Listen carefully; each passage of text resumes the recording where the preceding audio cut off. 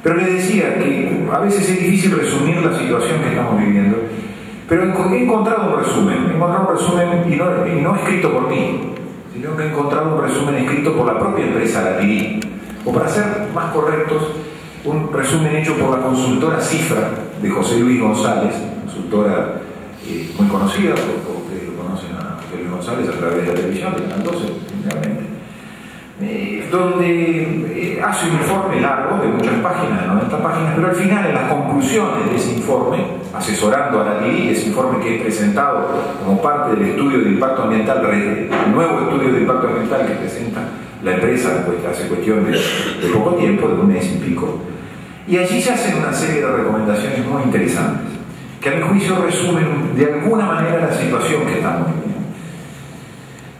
En ese estudio se dice, ¿cuál es la estrategia más apropiada para vender el proyecto Latirí a los locales? Así es la expresión. Se utiliza esta palabra, vender, entre comillas, el proyecto de Latirí a los locales.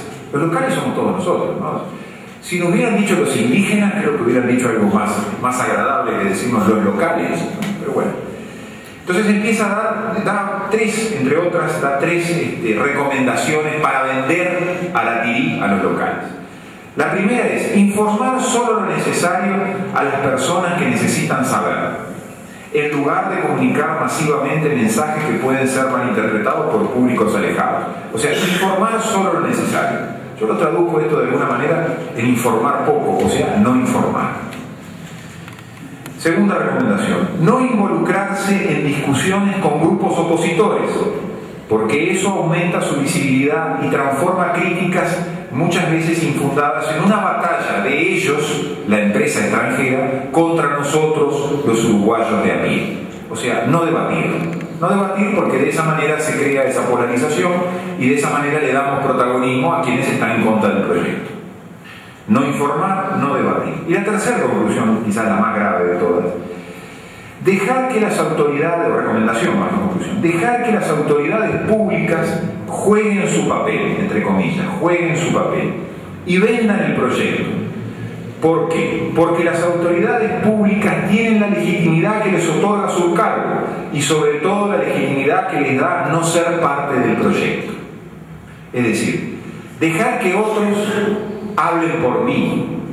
Aquí sí entra una subjetividad mía. Dejar que otros mientan por mí. ¿Por qué? Porque esos que van a hablar por mí tienen un cargo público. Esos que van a hablar por mí son el Estado. Y como son el Estado van a tener más credibilidad, o se presume que van a tener más credibilidad que yo, empresa privada. Yo este fenómeno ya hace mucho lo he calificado, me han criticado por ser duro en la expresión, pero ayer me decían que había expresiones en la audiencia esa, que había expresiones ofensivas, y bueno, la juez me exhortó a que no tuviera en el futuro ese tipo de expresiones. Y yo le dije que iba a mantener ese tipo de expresiones, porque creo que la gravedad de los hechos son las que hacen que uno tenga que ser duro en las palabras.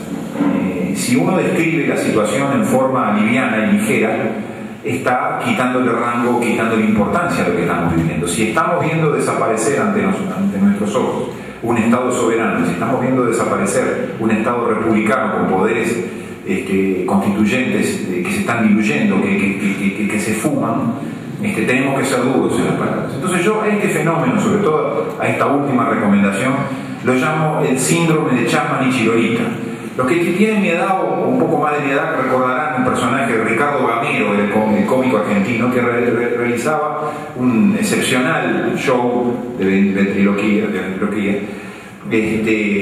excepcional, muy buen cómico. Y bueno, yo creo que hoy, cuando se dice dejar que las autoridades jueguen su papel, dejar que las autoridades hablen por nosotros, se está dando un fenómeno de esas características, en la cual la autoridad está haciendo una gestión de convencimiento a todos nosotros para que la empresa se instale en el país.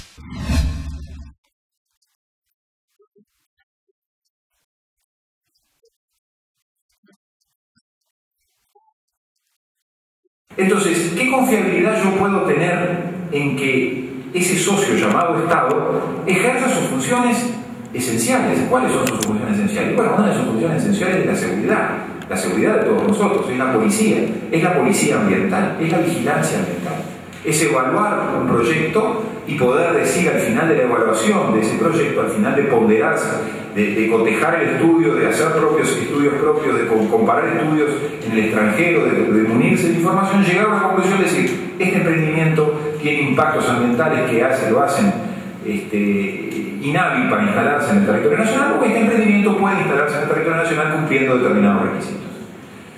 Pero, ¿qué confiabilidad yo puedo tener en todo ese proceso que el Estado debe desarrollar de evaluación y de policía y de posterior control cuando decide autorizar? Si el Estado está interesado en que el proyecto salga adelante y camine, el Estado se convierte en una suerte de juez y de parte. Entonces, es inconfiable en su objetividad y en su imparcialidad. Yo he hablado también de que el Estado hemos pasado sin casi darnos cuenta de un Estado objetivo, un Estado que tiene que cumplir reglas objetivas establecidas en la norma, establecidas en la Constitución, establecidas en la ley, a un Estado subjetivo, un Estado en el cual mandan los intereses privados. Y entonces nos hemos acostumbrado, lamentablemente nos hemos acostumbrado todos los días, mirando la televisión, escuchando la radio, leyendo los diarios, a ver funcionarios públicos defendiendo encendidamente intereses privados, cosa que es incompatible en un sistema republicano, de gobierno republicano. La república nació como forma de gobierno sobre la base de que quienes mandaban eran intereses generales, intereses superiores. La cosa pública, res pública, la cosa pública era lo que mandaba. Eran intereses comunes que constitucionalmente se habían declarado intereses comunes, intereses generales, que mandaban por encima de intereses particulares o privados, legítimos también, pero que no podían sobreponerse unos a otros. Y sin embargo, y para eso estaban nuestras autoridades, nuestros gobernantes, para velar porque esos intereses públicos, esa es la razón de ser del Estado republicano. Esos intereses públicos, el Estado tiene la obligación, los gobernantes, las autoridades tienen la obligación de defender esos intereses públicos. Pero las cosas han ido cambiando de tal manera, se han ido tergiversando de tal manera, que hoy vemos a nuestros gobernantes acudir en busca de empresas privadas. En el ejemplo que yo marcaba de Montes del Plata, uno de los episodios que a mí me llamó más la atención, no es el único, pero fue que en determinado momento en el año pasado, nuestro canciller de la República viajó a Suecia y a Finlandia a negociar con las directivas de Stora Enso, que tenía sede en Suecia y en Finlandia. Es decir, no fue a hablar con el canciller o con el ministro de Relaciones Exteriores de Suecia y de Finlandia, no, fue a los consejos directivos de las empresas, fue directamente a los consejos directivos de las empresas. ¿Y qué significa eso? Significa que nuestros ministros de Estado están negociando con las empresas, adjudicándoles a las empresas un estatus de cuasi Estado. Y esa es una aspiración que tienen estas grandes corporaciones. Estas grandes corporaciones, que yo llamo corporaciones anacionales, porque trato de dejar de lado la expresión multinacional y transnacional, porque creo que la expresión multinacional da la sensación de una empresa que tiene varias nacionalidades, como un ciudadano que puede tener la ciudadanía uruguaya y la ciudadanía brasileña, por ejemplo. No, también la expresión transnacional da la sensación de que es una empresa de que según el estado en el que esté, si está en el Uruguay es uruguaya, si está en Brasil es brasilera, según el tránsito que va pasando por el globo terráqueo, adquiere la nacionalidad según donde esté. En los hechos, todas estas empresas se instalan en el país como sociedades anónimas registradas en el Uruguay, o sea, que como en algún momento se dijo, Bosnia es uruguaya. Hubo algún ministro, como el ministro de Turismo hace mucho, dijo que nuestra planta de celulosa con respecto a Bosnia, ¿no? Como admitiendo prácticamente que Bosnia es una empresa del Estado uruguayo, o sea que nada se acerca y se puede parecer a eso. Barbaridad si le dijéramos eso a Bosnia, lo más seguro que nos denunciarían del CIADI, porque significaría una nacionalización y una expropiación de la empresa, ¿no? por decir algo por el absurdo. Entonces, estas corporaciones nacionales poderosas, más poderosas que muchos estados, gran parte de muchos estados, pretenden constituirse en lo que se llama los nuevos sujetos de derecho internacional. Es decir, sujetos de derecho internacional públicos son los estados, y solamente los estados son quienes pueden negociar, establecer tratados que van desde los tratados de los originarios, de los tratados de la guerra y de la paz, los armisticios, hasta los tratados más recientes comerciales o de inversiones, relaciones entre estados. Pero estas empresas pretenden, ellas, adquirir un estatus similar al de los estados y poder negociar contratos o tratados con los estados como si ellas fueran estados.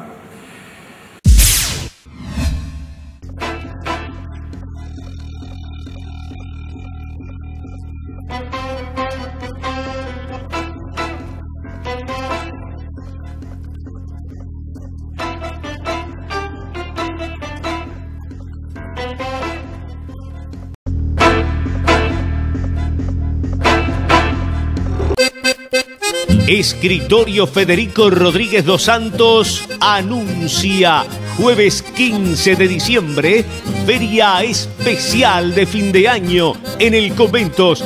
Programe sus ventas e inscriba su lote con tiempo. Colaboran Tano Montiel, Hugo Bude, Marcelo Seiter y Oscar Godiño. De la Rosa 767, teléfonos 4642-1902, 099-803-286. Vea más en www.federicorodriguez.com. Integrante del lote 21. Recuerde, jueves 15 de diciembre, especial de fin de año en el Conventos.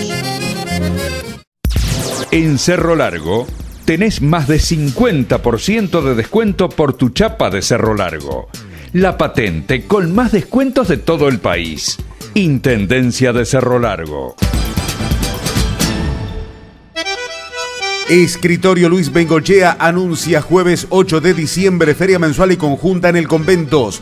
Inscripciones abiertas para anotar su hacienda. Feria al contado. Consulte en el escritorio 464-226-87 con nuestros colaboradores. Andrés Machado, 099-800-768. Con Luis García, 099-789-156. Con Alejandro Banoli, 099-408-300. Con Omar Muniz, 099-802-400. Escritorio Luis Bengochea, como hace más de 3 décadas. Gente en quien confiar.